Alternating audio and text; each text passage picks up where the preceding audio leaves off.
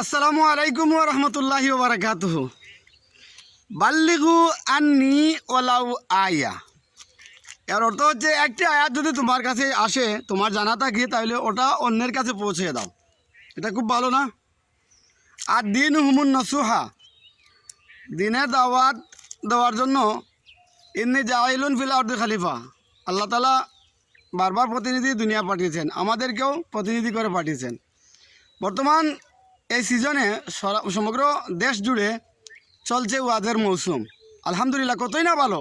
তাফসিরুল কোরআন মাহফিল, তারপরে অনেক নাম দিয়ে কিন্তু কোরআন সুন্নাত দাওয়াত দেওয়া হচ্ছে। আমার এত ভালো লাগে, প্রাণটা ভরে যায় যে অন্ততপক্ষে বাংলাদেশে দিনের প্রচারণার কাজ অব্যাহত আছে, জারি আছে। কিন্তু তখনই দুঃখ লাগে, কলিজা ফেটে যায়।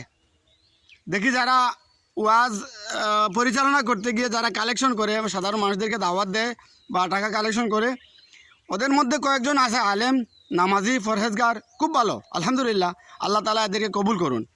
কিন্তু অনেকে দেখছি নামাজ তো পড়েই না, বিশ্বাস করুন, প্রস্রাব করে, পানি ব্যবহার করে না। তাছাড়া আউল বাউল ফাউল গানও গায়।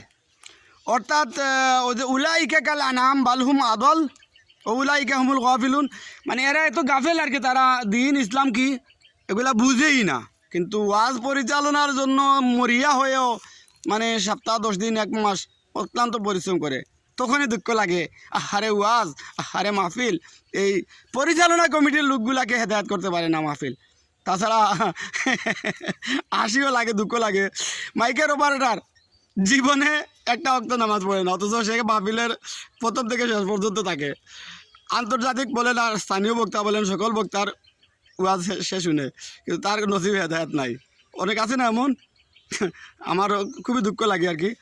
আল্লাহ তাআলা আমাদেরকে হেদায়েত করুন। বাল্লিগু আন্নি ওয়ালাউ আয়া এর উপর আল্লাহ আমল করার তৌফিক দান করুন।